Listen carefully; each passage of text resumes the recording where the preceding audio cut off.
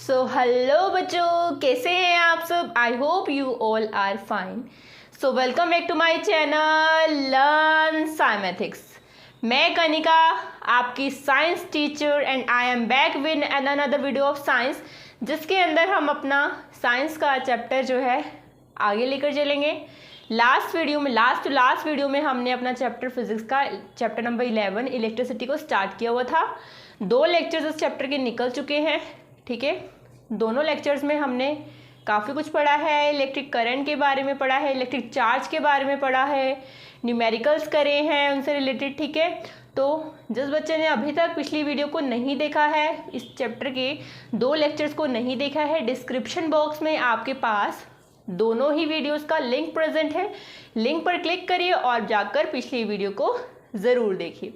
आज वाली वीडियो में हम अपने चैप्टर नंबर 11 को जो है आगे लेकर चलेंगे, आगे के टॉपिक डिस्कस करेंगे, ठीक है। तो आपने क्या करना है, वीडियो में जो है एंड तक बने रहना है। और जिस बच्चे ने अभी तक मेरे चैनल को सब्सक्राइब नहीं किया, चैनल को जाके सब्सक्राइब करें, बेल आइकन को जो है प्रेस करें, ताकि लेटेस्ट नोटिफिकेशंस आपको मेरी वीडियोस की टाइमली मिल सके। आज वाली वीडियो में हम पढ़ेंगे ओम्स लॉ के बारे में, रेजिस्टेंस क्या होता है उसके बारे में, ठीक है। और आज हम पढ़ेंगे सर्किट डायग्राम्स के बारे में, मतलब आज हम इलेक्ट्रिक सर्किट के बारे में भी डिस्कस करेंगे। तो ध्यान से समझना, बहुत ही ज़्यादा इम्पॉर्टेंट टॉपिक है। वैसे पूरा चैप्टर ही बहुत ज़्यादा इम्पॉर्टेंट है, बेसिक है, तो ध्यान से समझना। तो चलिए देखते हैं। सबसे पहले आपके पास सर्किट डायग्राम क्या होते हैं। बच्चों, we are going to discuss about electric circuit, ठीक है।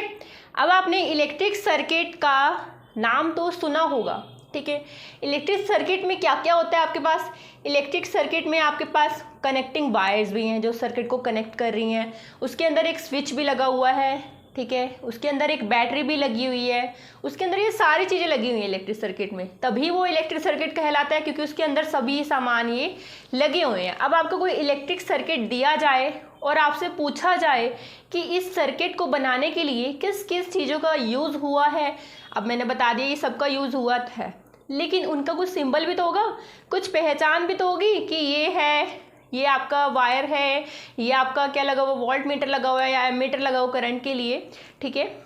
तो बताइए आपको पता कैसे होगा, जब तक उसका कुछ रिप्रेजेंटेशन नहीं होगी, आपको पता नहीं चला। तो इलेक्ट्रिक सर्किट इन सब चीज़ों से बनता है, ठीक है। फिर इलेक्ट्रिक सर्किट को इन सब चीज़ों से जो हमें पता होने के लिए, उनके लिए आपके पास क्या है, कंपोनेंट दिए और उनका सिंबल दिया हुआ है। आपकी एनसीईआरटी बुक के अंदर भी ये पूरा डायग्राम प्रेजेंट है। चलिए मैं आपको बता देती हूँ। इलेक्ट्रिक चार्ज कैसे दिखता है, ये पॉजिटिव टर्मिनल है, ये नेगेटिव टर्मिनल है, ठीक है। चार्ज पॉजिटिव टर्मिनल और ये नेगेटिव टर्मिनल, ये चार्ज को डिनोट करता है, सिंबल है इसका। अब बैटरी, या फिर उसे कह लो कॉम्बिनेशन ऑफ सेल, या तो बैटरी या बोल लो बहुत सारे सेल उसके साथ कनेक्ट है। ये एक सेल है, ये दूसरा सेल है, ये तीसरा सेल है, ठीक है। यानी कि या बैटरी होगी या फिर कॉम्बिनेशन ऑफ सेल। अगर ऐसे लगे हो, ये क्या बनी है आपके पास, एक बैटरी बनी है। प्लग की स्विच, अब जब स्विच को ऑन करोगे तभी तो करंट की मूवमेंट होगी ना। जैसे मैंने आपको स्विच का बताया कि कुछ ना कुछ बटन तो होता ही है जिसकी वजह से जो आपका करंट मूव करता है। तो ये कैसा है, ओपन है। अभी मैं आपको बताऊंगी इसके बारे में भी, ओपन सर्किट क्लोज सर्किट के बारे में अभी हम डिस्कस करेंगे। तो ओपन के लिए हम ऐसे फॉर्म की यूज़ करते हैं, ये ओपन है। प्लग की स्विच, ये कैसा है, क्लोज है। ये ओपन और क्लोज में फ़र्क क्या है, एक में डॉट आ गई है, ये किस लिए है, क्लोज है, ठीक है। और वायर और जॉइंट, अब ये वायर कैसे जॉइंट है, आपको दिख रही है, जुड़ी हुई है यहाँ से, तो ये कैसी है, कनेक्टेड है, ये जुड़ी हुई है ना, ये कनेक्टेड है, ये डॉट से डॉट दिखाया हुआ है, वायर जो है कनेक्ट है, ठीक है। वायर क्रॉसिंग विदाउट जॉइंट, अब यहाँ पे कुछ नहीं दिखाया, इसका जॉइंट नहीं है, तो मतलब डिसकनेक्टेड है, ये नॉट कनेक्टेड है, जुड़ी नहीं हुई है। तो यहाँ से सिंबल्स याद रख लेना। इलेक्ट्रिक सर्किट के अंदर ये सारे सिंबल्स यूज होते हैं, इन सबको मिलाकर ही आपके पास एक इलेक्ट्रिक सर्किट बनता है। बल्ब को ऐसे रिप्रेजेंट करते हैं, आपको सर्किट के अंदर बल्ब ऐसा लगा दिखेगा और एक तरफ से और दिखेगा, बल्ब बना होगा, ठीक है, आपकी बुक में दिया हुआ है। Next, a resistor of resistance. अब ये रेजिस्टर और रेजिस्टेंस क्या है, ये अभी हम पढ़ेंगे। इसको ऐसे सिंबल, इसका सिंबल ऐसे, इससे डिनोट होता है ये, अब इसके बारे में हम पढ़ेंगे, घबराना नहीं है। नेक्स्ट, वेरिएबल रेजिस्टेंस और रियोस्टेट। वेरिएबल रेजिस्टेंस और रियोस्टेट, इसके बारे में भी हम पढ़ेंगे। और इसको कैसे रिप्रेजेंट करते हैं, ये रेजिस्टेंस की तरह रिप्रेजेंट है यहाँ से, और ये एक एरो आ गई है। सिमिलरली इसको ऐसे भी रिप्रेजेंट कर सकते हैं, ऐसे भी रिप्रेजेंट हो सकता है ये, ठीक है। तो दो तरीके हैं इसको रिप्रेजेंट करने के लिए। तो ये क्या है, रियोस्टेट है या फिर वेरिएबल रेजिस्टेंस इसे बोल सकते हैं। एमीटर क्या करता है, करंट को मेजर करता है, ये हम पढ़ चुके हैं। तो इसका ये ऐसे डिनोट होता है, इसका सिंबल ये है ए, और ये पॉजिटिव टर्मिनल और ये नेगेटिव। वोल्टमीटर का वी, और ये पॉजिटिव और ये नेगेटिव। वोल्टेज को आपके मेजर करने के लिए हम वोल्टमीटर का यूज़ करते हैं। तो ये सारे कंपोनेंट हैं, ये सारे सिंबल्स हैं, इन कंपोनेंट का हम यूज़ करते हैं इलेक्ट्रिक सर्किट को बनाने के लिए। और उस इलेक्ट्रिक सर्किट में ये इन सिंबल्स की हेल्प से जो है यूज़ होते हैं। इन सिंबल्स की वजह से जो आपका इलेक्ट्रिक सर्किट है वो बनता है। अब मैंने बात की थी ओपन और क्लोज सर्किट की। अब मेरे को एक बात बता दो, आप जनरल एग्जांपल की बात करते हैं। अब आप कहीं घूमने जा रहे हो अपने पापा के साथ, और कैसे है, किसी हिली एरिया में जा रहे हो, ठीक है। आप हिली एरिया में जा रहे हो, फिर क्या होता है, लैंडस्लाइड आ गई हिली एरिया में, और रास्ते क्या हो गया, बंद हो गए हैं सारे। लैंडस्लाइड आ गई है, रास्ते बंद हो चुके हैं, तो आप कैसे जाओगे, रुकावट आ गई ना, प्रोजेक्टाइल किधर जाओगे, ऐसे जाओगे, नहीं जा सकते ना। तो डैट मीन्स वो रुकावट आ चुकी है, आप उसको पार नहीं कर सकते। तो करंट भी क्या है, करंट ऐसा है बच्चों, अगर आपके पास इलेक्ट्रिक सर्किट खुला हुआ है, ओपन है, तो करंट फ्लो नहीं करेगा। अगर इलेक्ट्रिक सर्किट ओपन है, खुला हुआ है, तो आपके पास करंट फ्लो नहीं करेगा। लेकिन अगर आपके पास इलेक्ट्रिक सर्किट कैसा है, बना हुआ, मैं बनाकर दिखाऊंगी अभी, क्लोज है, तो करंट क्या करेगा, फ्लो करेगा, ठीक है। करंट को फ्लो करने के लिए आपका सर्किट जो है वो क्लोज होना चाहिए, क्लोज पाथ में होना चाहिए, उसके रास्ते बंद ऐसे होने चाहिए, क्लोज पाथ में होना, तभी आपके पास जो है करंट जो है मूव करेगा। Otherwise current will not move in the circuit, ठीक है। करंट मूव नहीं करेगा जब तक कि आपका पाथ यानी रास्ता है वो कंटिन्यूज ना हो और क्लोज ना हो, ठीक है। और ऐसे भी नहीं कह सकते कि अगर मान लो करंट ने ऐसे मूव करना है, इतना तो क्लोज है बट ऊपर जाके ओपन है, तो इतना करंट जो है सर्किट में मूव कर जाएगा, ऐसा भी पॉसिबल नहीं है। करंट जरा सा भी फ्लो नहीं करेगा उस सर्किट के अंदर, जरा सा भी नहीं फ्लो करेगा, इतना सा भी फ्लो नहीं करेगा। आपका जो सर्किट है फुली क्लोज चाहिए उसको मूव करवाने के लिए। मैं आपको वो सर्किट जो है एक इलेक्ट्रिक सर्किट बनाकर दिखा देती हूँ, उससे आपको ज़्यादा क्लियर होगा। इसे नोट कर लीजिए, वैसे आपके एनसीईआरटी बुक के अंदर ये है। जी बच्चों, सर्किट दिख रहा है आपको, इलेक्ट्रिक सर्किट सिंपल, बिल्कुल सिंपल मैंने इलेक्ट्रिक सर्किट जो है बनाया है। यहाँ पर आपके पास एक ये बैटरी है, ये स्विच है और एक ये बल्ब है, ठीक है। जैसे ही मैं इस स्विच को ऑन करा है, जैसे ही मैंने स्विच को ऑन करा है, ये बैटरी से कनेक्ट है, ये है पॉजिटिव टू नेगेटिव, तो क्या करेगा, करंट मूव होना स्टार्ट कर देगा ऐसे, और बल्ब क्या करेगा, ग्लो करेगा। और ये करंट की डायरेक्शन कैसी रहेगी, करंट जो है पूरे सर्किट के अंदर कंटिन्यूअस पूरे पाथ को फॉलो करता हुआ मूव करेगा, ठीक है। ये सर्किट कहीं से भी ओपन नहीं है, क्लोज है ये सर्किट, इसलिए इसके अंदर करंट जो है कंटिन्यूसली जो है मूव करेगा, ठीक है। ये सर्किट ओपन नहीं है।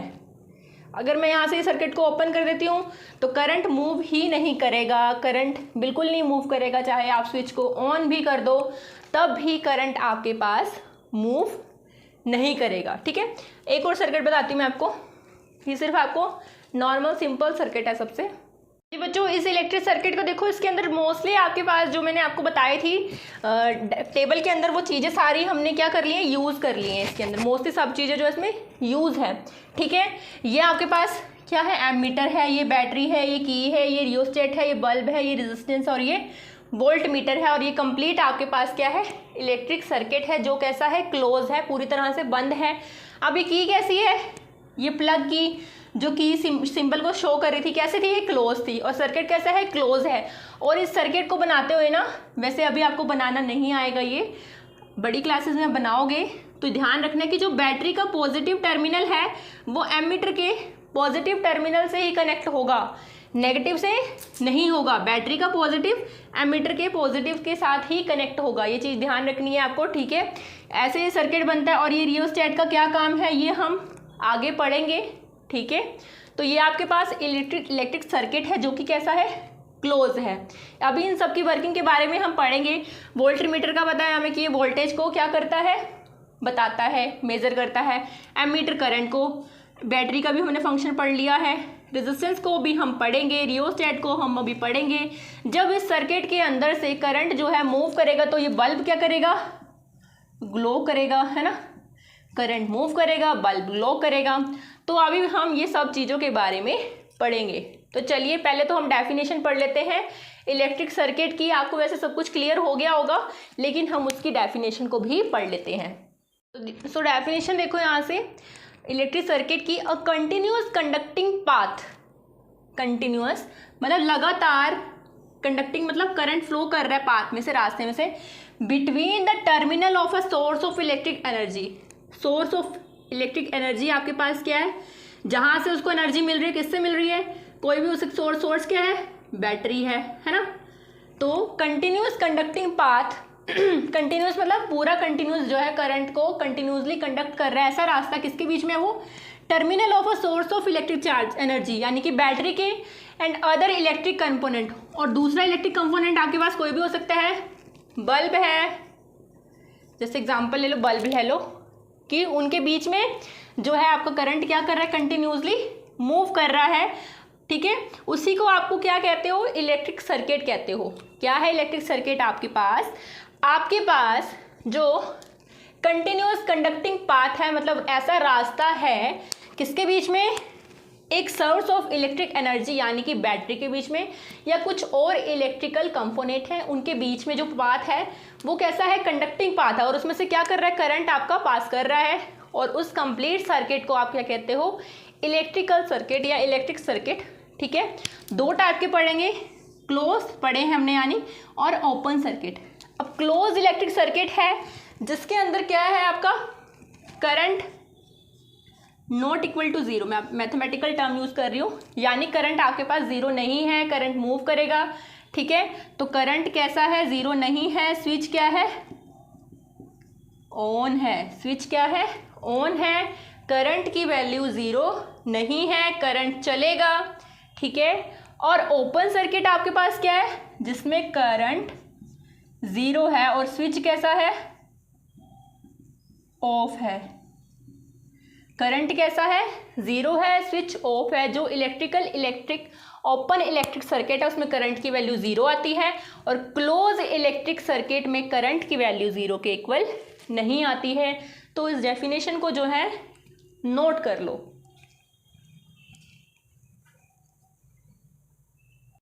हाँ जी बच्चों, अब नेक्स्ट टॉपिक है ओम्स लॉ। और ओम्स लॉ पे ना मेरी वीडियो पहले आ चुकी है, जिस बच्चे ने नहीं देखी है इधर आई बटन आपको दिखाई दे रहा होगा, आई बटन पे क्लिक करिए और ओम्स लॉ की वीडियो को जाकर देखिए, ठीक है।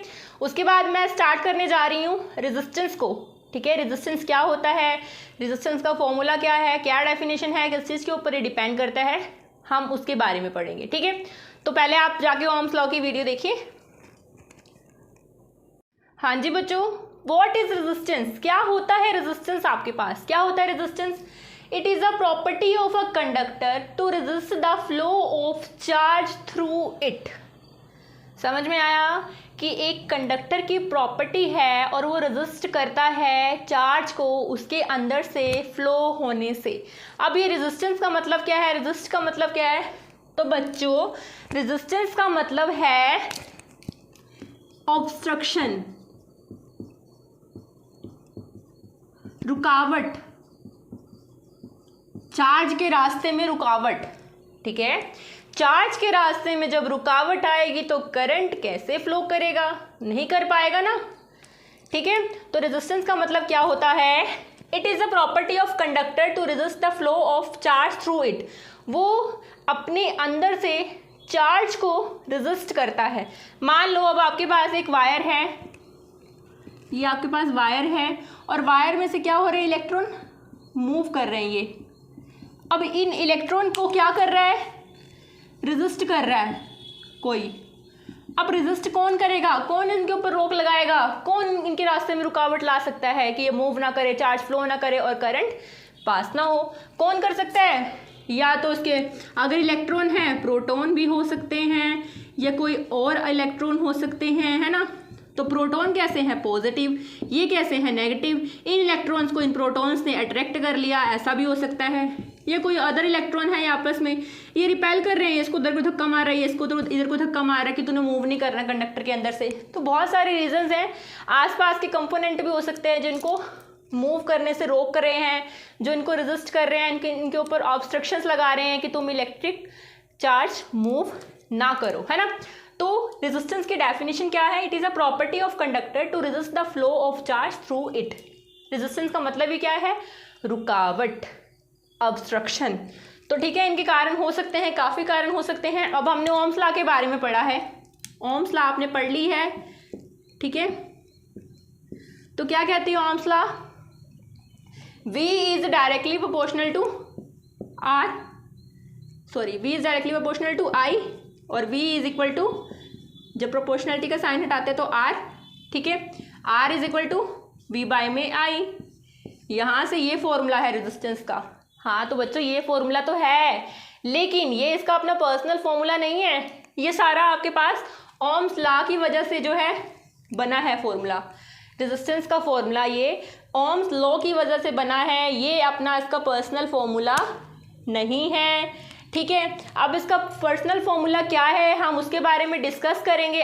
इससे डिस्कस करने से पहले आई होप आपको रेजिस्टेंस की डेफिनेशन क्लियर हो गई होगी। रेजिस्टेंस क्या होता है, ऑब्स्ट्रक्शन, चार्ज के रास्ते में रुकावट, उसको ही हम रेजिस्टेंस कहते हैं। और बाय ओम्स लॉ रेजिस्टेंस का फॉर्मूला ये है आपके पास, लेकिन अब हम इसके पर्सनल फॉर्मूला के बारे में पढ़ेंगे। तो यहाँ से इसकी डेफिनेशन को नोट कर लीजिए। तो बच्चों रेजिस्टेंस की डेफिनेशन तो आपने पढ़ ली है। अब कौन कौन से फैक्टर ऐसे हैं जिसके ऊपर जो रेजिस्टेंस है वो डिपेंड करता है, कौन कौन से ऐसे फैक्टर्स हैं जिस पर रेजिस्टेंस जो है डिपेंड करता है। सबसे पहले लेंथ ऑफ वायर, ये किसी कंडक्टर की length, cross section area of wire और nature of material of wire और टेम्परेचर। इन चार चीज़ों के ऊपर जो रेजिस्टेंस है वो डिपेंड करता है। कैसे डिपेंड करता है वो चलिए देखते हैं। सबसे पहले बात करते हैं लेंथ ऑफ वायर, ठीक है। लेंथ ऑफ वायर कैसे बच्चों, जितनी ज़्यादा लेंथ होगी, जितनी ज़्यादा लेंथ होगी उतना ज़्यादा रेजिस्टेंस होगा। जितनी ज़्यादा वायर की लेंथ होगी उतना ही ज़्यादा क्या होगा, रेजिस्टेंस होगा। कैसे होगा, मान लो ये है आपके पास वायर और ये इसकी लेंथ है, ये इलेक्ट्रॉन्स हैं, ठीक है। अब क्या हो रहा है, एक एग्जांपल ले लेते हैं। आपकी गली में हो रही है कुछ भी फंक्शन हो रहा है, ठीक है। कोई भी गली में फंक्शन हो रहा है, किसी की शादी हो रही है, तो क्या हुआ है, गली में क्या होता है, भीड़ लग जाती है ना पूरी।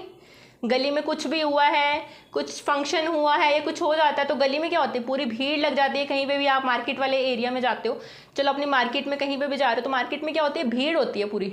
लंबी गली है, सभी गली में क्या, उस वाली गली में क्या है, शॉप्स हैं और बहुत ज़्यादा भीड़ लगी हुई है, ठीक है। अब आपने क्या करना है, पास होना है। आप क्या हो, इलेक्ट्रॉन हो, तो उस भीड़ वाले एरिया में से डिफ़िकल्टी होगी ना निकलने में, क्योंकि क्या है वहाँ पे ज़्यादा रेजिस्टेंस है, भीड़ है, धक्का मुक्की होगी तो उतना ही ज़्यादा क्या होगा, रेजिस्ट होगा, रेजिस्टेंस लगेगा, ऑब्स्ट्रक्शन लगेगी।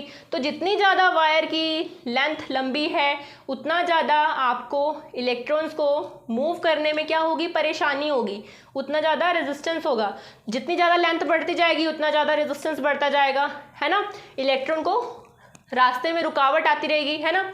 तो यहाँ से जितनी ज़्यादा लेंथ है उतना ज़्यादा रेजिस्टेंस है, लेंथ बढ़ेगी रेजिस्टेंस को बढ़ेगा। तो समझ में आया यहाँ से जनरल एग्जांपल, वायर की लेंथ बड़ी है, ठीक है, तो रेजिस्टेंस भी क्या होगा, बढ़ेगा, ठीक है। और एरिया अगर बढ़ेगा तो रेजिस्टेंस क्या होगा, कम होगा। क्रॉस सेक्शन एरिया का मतलब क्या है, हमने लेंथ की हमने उस वायर की मोटाई की बात की है, कितनी मोटी है वायर। अब मान लो वायर मोटी है, ये वायर मोटी है, इसके अंदर से इलेक्ट्रॉन क्या होंगे, इजी पास होंगे, है ना। अब मान लो एग्जांपल लेते हैं, आपके घर में आपने अपने फ़ोन को चार्जिंग पे लगाया है ना। चार्जर की वायर कितनी होती है, इतनी पतली सी होती है, इतनी बारीक होती है ना। और जब आपके घर के पास खंबा लगा हुआ है, इलेक्ट्रिकल खंबा लगा हुआ, उसकी तार देखिए कितनी मोटी होती है ना। क्यों मोटी होती है, क्योंकि उसका जो मोटाई है वो ज़्यादा है, ताकि वो ज़्यादा से ज़्यादा चार्ज को, करंट को मतलब क्या कर सके, मूव कर सके, है ना। क्योंकि उसकी सप्लाई सभी घरों से जुड़ी हुई है ना। तो उसकी जो है मोटाई, क्रॉस सेक्शन एरिया उसका कैसा है, मोटा है, ताकि उसमें से करंट जो है पास हो सके, कोई किसी तरह की रेजिस्टेंस उसके ऊपर ना हो, कम हो, रेजिस्टेंस कम है ना। तो एरिया जितना ज़्यादा होगा, एरिया ऑफ क्रॉस सेक्शन, उतना ही रेजिस्टेंस क्या होगा, डिक्रीज करेगा। ठीक है, लेंथ बढ़ेगी, रेजिस्टेंस बढ़ेगा, और मोटाई बढ़ेगी तार की, मोटाई बढ़ेगी वायर की, तो आपके पास क्रॉस सेक्शन जो है, सॉरी, रेजिस्टेंस क्या होगा, कम होगा। तो क्लियर हुआ यहाँ से, दो चीज़ें हैं। वैसे इन दोनों के ऊपर जो आपके पास है रेजिस्टेंस, ज़्यादा से ज़्यादा इनके ऊपर ही जो है डिपेंड करता है। अभी हम पढ़ेंगे नेचर ऑफ वायर, ये इंपॉर्टेंट है, ये बहुत इंपॉर्टेंट है, वायर का नेचर जानना भी बहुत ज़्यादा इंपॉर्टेंट है ना। अगर मान लो वो जो वायर है किस चीज़ की बनी है, अगर मान लो ग्लास की बनी है, वुड की बना है कोई मटेरियल, क्या उसके अंदर से करंट फ्लो करेगा, नहीं करेगा ना। वुड ले लिया है, ग्लास ले लिया है, कोई कपड़ा ले लिया है, कपड़े की तार बना दी, क्या उसमें से करंट फ्लो करेगा, बिल्कुल नहीं करेगा। क्यों, क्योंकि वो तो क्या है, इंसुलेटर है। तो जो आपके पास वायर का मटेरियल है वो भी क्या करता है, आपको वेरी करता है, उसके ऊपर भी जो रेजिस्टेंस क्या करता है, डिपेंड करता है। ठीक है, उसके ऊपर भी आपके पास रेजिस्टेंस क्या करता है, डिपेंड करता है।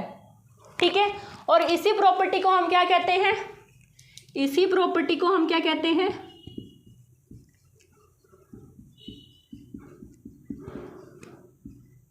रेजिस्टिविटी।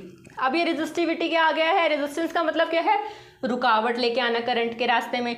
तो रेजिस्टिविटी क्या है, रेजिस्टिविटी इससे मिलता जुलता ही वर्ड है आपके पास। रेजिस्टिविटी को आप कह सकते हो रोक पाने की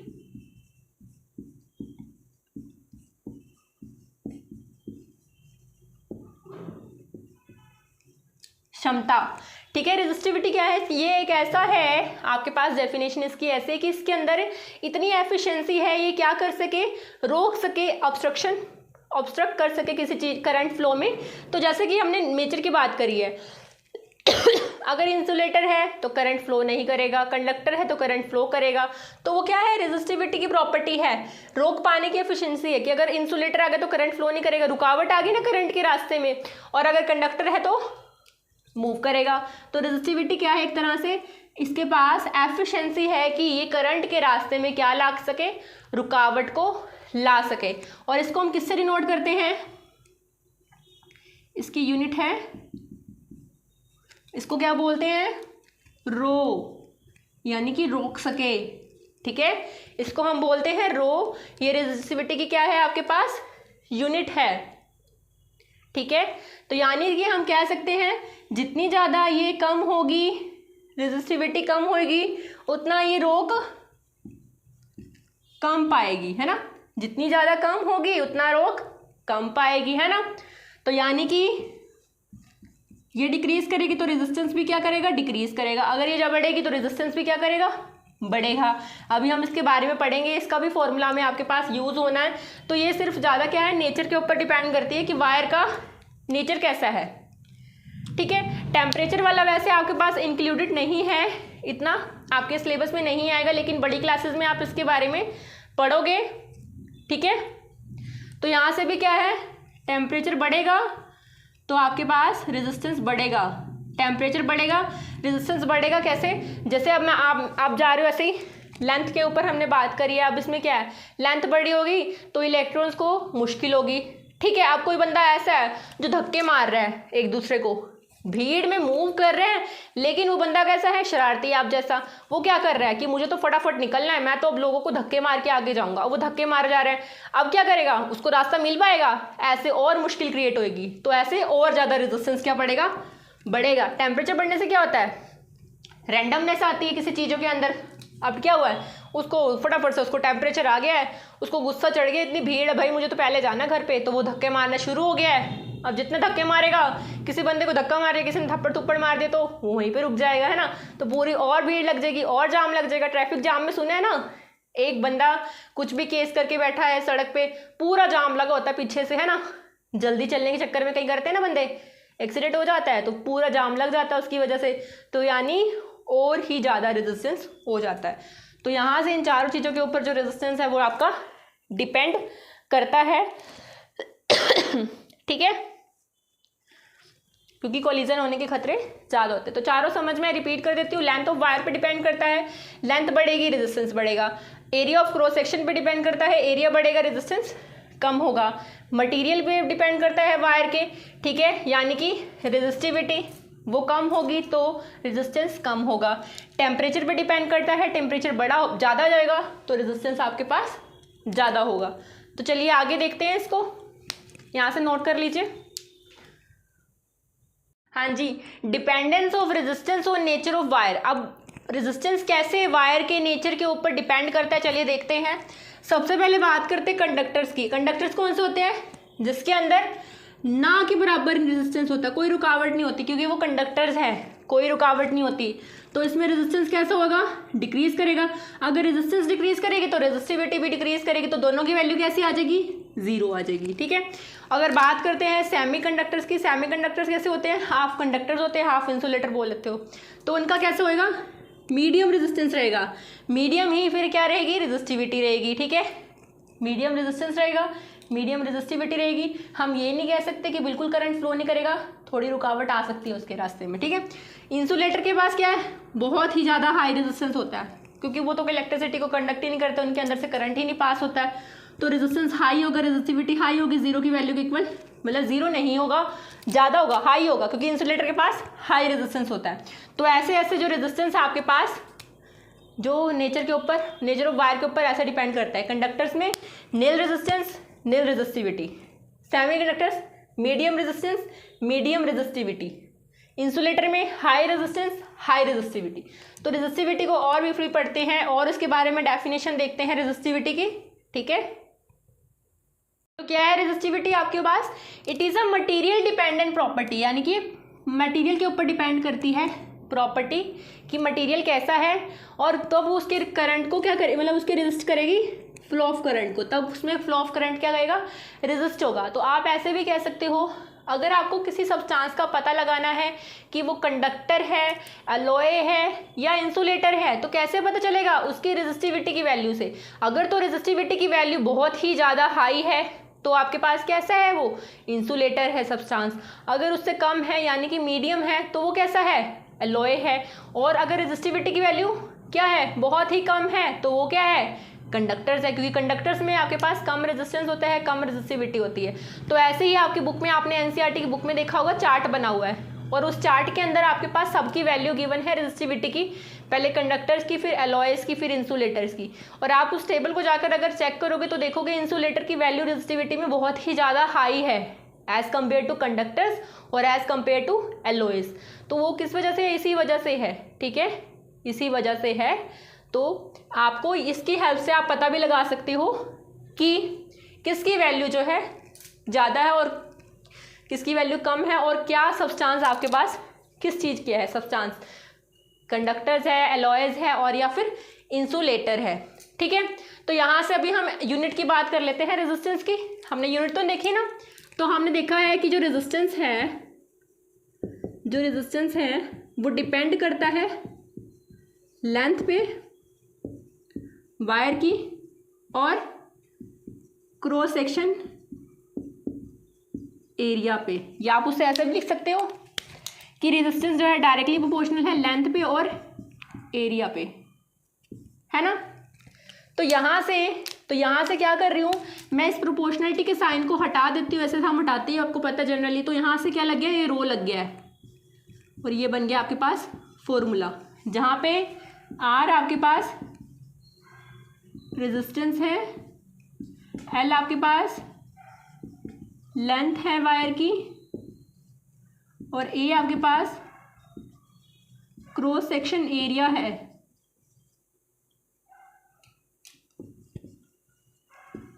वायर का, है ना। तो यहाँ से फॉर्मूला बन गया, और ये रो क्या है? ये रेजिस्टिविटी है, पता है ना आपको, रेजिस्टिविटी है। तो यहाँ से आप देख रहे हो कि अगर रेजिस्टेंस बढ़ेगा तो रेजिस्टिविटी भी बढ़ेगी, है ना। और अगर लेंथ बड़ा है तो रेजिस्टेंस ज़्यादा होगा, रेजिस्टिविटी भी ज़्यादा होगी, क्योंकि इनके बीच में क्या है? इन तीनों के बीच में डायरेक्ट रिलेशन है, ठीक है। अगर एरिया बढ़ेगा तो रेजिस्टेंस कम होगा, क्योंकि कैसा है? इन्वर्स रिलेशन है ना, इनके बीच में इन्वर्स रिलेशन है। ठीक है, समझ में आया, क्लियर हुआ। अब बात करते हैं इनके यूनिट की। यूनिट की बात करते हैं हम यहाँ से। पहले रेजिस्टेंस के यूनिट की बात करते हैं। लेंथ की यूनिट की, रेजिस्टेंस किसके इक्वल है, यहाँ से डिपेंड करता है लेंथ पे और एरिया पे, है ना। और या फिर ये इसको लिख सकते हो रेजिस्टिविटी है। तो रेजिस्टेंस के यूनिट कैसे हो जाएंगे आपके पास यहाँ से, वैसे तो पता है आपको ओम है रेजिस्टेंस का यूनिट, है ना। लेकिन अगर हम इस फॉर्मूला से निकालें, लेंथ को किस में लेते हैं हम, मीटर में, ये मीटर स्क्वायर में, और यहाँ से रेजिस्टिविटी की यूनिट हमें निकालेंगे, यहाँ से आ जाएगी एम इनवर्स 1, तो यहाँ से ओम तो लेते ही हैं, ठीक है। अब रेजिस्टिविटी की यूनिट की बात करते हैं। रेजिस्टिविटी को पहले आंसर फाइंड आउट करते हैं। तो ओम रेजिस्टेंस वैसे ओम में ही आएगा आपके पास, रेजिस्टिविटी की यूनिट आएगी मेन, तो रेजिस्टेंस आपके पास ओम में ही आएगा। तो यहाँ से मैं रेजिस्टिविटी निकाले तो रेजिस्टिविटी क्या हो जाएगी, आर इंटू ए बाय में एल, ये आपके पास रेजिस्टिविटी आ गई। तो मैं इसके अब यूनिट निकाल लेती हूँ। कैसे निकालूंगी, पुट करती हूँ मैं यहाँ से, रेजिस्टेंस का यूनिट ओम, एरिया किस में लेते हो, मीटर स्क्वायर में, लेंथ मीटर में, तो क्या आ जाएंगे यहाँ से, ये कट जाएगा, तो यानी कि ओम मीटर जो आपके पास किसकी यूनिट है, रेजिस्टिविटी की यूनिट है। तो यहाँ से फॉर्मूला भी निकाल सकते हो आप रेजिस्टिविटी का ऐसे ही, और ये इसकी यूनिट तो निकल ही गई है। तो यहाँ से इसे नोट कर लीजिए। एक दो न्यूमेरिकल हम प्रैक्टिस करेंगे, सिर्फ मैं आपको बता दूंगी कैसे कैसे होंगे। वैसे आपके पास एक सेपरेट वीडियो आएगी इन सब चैप्टर के पूरे लास्ट ईयर के न्यूमेरिकल जो लास्ट पेपर में आए हुए हैं, लास्ट 2, 3, 4, 5 जितने भी मेरे को कलेक्शन है, तो मैं आपको सब न्यूमेरिकल जो है वो फुल्ली सोल्यूशन के साथ जो आपको करवाऊंगी। इस मतलब आपके पास एक प्रॉपर वीडियो आएगी जिसमें पूरे चैप्टर के आपको न्यूमेरिकल्स अवेलेबल रहेंगे। तो यहाँ से फॉर्मूला को ना एक बार आप नोट कर लीजिए। हाँ जी, न्यूमेरिकल देखिए, a wire of given material having length L, एक आपको वायर दे रखी है गिवन मटेरियल की जिसकी लेंथ क्या है, एल है, और area of cross section A है, और उसका रेजिस्टेंस है 4 ओम, ठीक है। What would be the resistance of another wire of the same material, क्या रेजिस्टेंस होगा अगर आपके पास एक और वायर है और वो पहले वाली वायर की सेम मटेरियल है उसका, और उसकी लेंथ l/2 दी हुई है और area of cross section 2a दिया हुआ है, ठीक है। क्या करा हुआ उन्होंने, एक वायर दे रखी है आपको ठीक है, जिसकी लेंथ l है, a उसका क्रॉस सेक्शन एरिया है, और रेजिस्टेंस 4 ओम दिया हुआ है। तो गिवन लिख लेती हूँ पहले, क्या है आपको लेंथ दे रखी है वायर की l,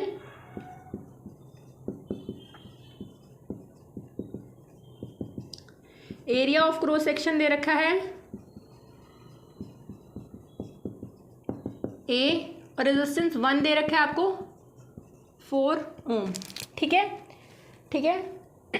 तो यहाँ से मैं लगा लेती हूँ ओम्स लॉ। क्या होती है, R1 इज इक्वल टू, क्या है R1 आपके पास, ये रेजिस्टिविटी, ये लेंथ और ये एरिया। तो यहाँ पे कितना दे रखा है, ये आपको 4 ओम दे रखा है, तो उसको मैं फर्स्ट इक्वेशन मान लेती हूँ यहाँ से, ठीक है। मैंने इसको फर्स्ट इक्वेशन कंसीडर कर लिया ऐसे ही, ठीक है। अब आपके पास ये तो फर्स्ट केस की बात है, ये आपके पास फर्स्ट केस की बात है, फॉर फर्स्ट, पहले केस में आपको ऐसे दिया हुआ है, ठीक है। अब फॉर सेकेंड केस, दूसरे केस में कितने दे रखी है, length of wire l/2, area of cross section 2a, तो R2 क्या हो जाएगा, यहाँ से फॉर्मूला लगाती हूँ, यहाँ से ये लगेगा ना रो, लेंथ कितनी दे रखी है l/2, क्रॉस सेक्शन 2a दे रखा है, तो यहाँ से R2 क्या हो जाएगा, ये इधर मल्टीप्लाई हो जाएगा, यानी कि 4a हो जाएगा, है ना। तो मैं इसको ऐसे लिख लूँ, 1/4 अलग लिख लेती हूँ, यहाँ से लेंथ इंटू a, या 4 मैं बाहर ले आती हूँ, ये 4 बाहर ले आई हूँ मैं यहाँ से, और इसको मैंने ऐसे लिख लिया है ना, इसको मैंने ऐसे लिख लिया है। नाउ अब देखो, इतना आपके पास किसके इक्वल है, 4 ओम के इक्वल है। नाउ पुटिंग वैल्यूज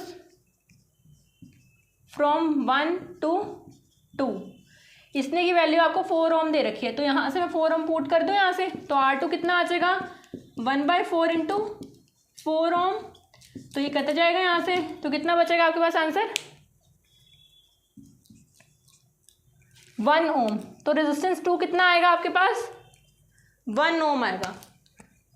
तो यानी कि इसका रेजिस्टेंस कितना आया है? 1 ओम। क्लियर हुआ?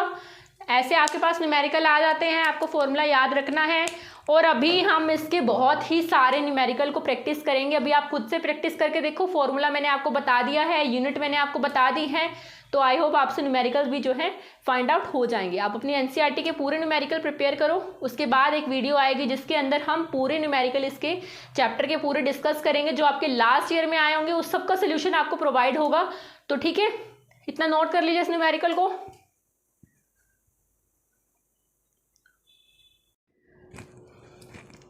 सो बच्चों, कैसी लगी आज की वीडियो? कमेंट सेक्शन में मेंशन कर ज़रूर बताना। अगर आपको कोई डाउट रहता है, कुछ क्लियर नहीं हुआ है, कुछ न्यूमेरिकल समझ में नहीं आया, कुछ भी, अगर आपको कुछ भी पॉइंट ऐसे है जो आपको क्लियर नहीं हुआ, तो आप कमेंट सेक्शन में हमें अपने डाउट्स जो है मेंशन कर सकते हैं। नेक्स्ट वीडियो आएगी, सबसे पहले हम उसमें आपके डाउट्स क्लियर करेंगे। ठीक है?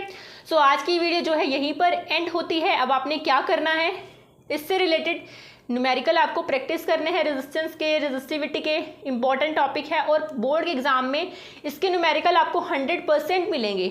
इस टॉपिक से रिलेटेड न्यूमेरिकल आपको 100% मिलेंगे। तो अपने प्रिपेयर कर लेना अच्छे से। ठीक है? ठीक है? सो आप हमें जो है इंस्टाग्राम पे भी फॉलो कर सकते हैं, टेलीग्राम पे भी ज्वाइन कर सकते हैं। दोनों चैनल्स पे ऊपर अपडेट्स आपको मिलती रहती है। तो जाकर फटाफट से इंस्टाग्राम पे फॉलो करिए, टेलीग्राम पे ज्वाइन करिए। दोनों के लिंक आपके पास डिस्क्रिप्शन बॉक्स में प्रेजेंट है। ठीक है? और अगर वीडियो अच्छी लगे तो चैनल को लाइक करना, शेयर करना एंड सब्सक्राइब करना। ठीक है? साथ ही साथ बेल आइकन को भी प्रेस कर देना ताकि लेटेस्ट नोटिफिकेशन आपको मेरी वीडियोज़ की टाइमली मिल सके। सो आज की वीडियो यहीं पर एंड होती है। अब हम मिलेंगे नेक्स्ट वीडियो में एक नए टॉपिक के साथ इस चैप्टर के। तब तक के लिए good bye and thank you for watching my video.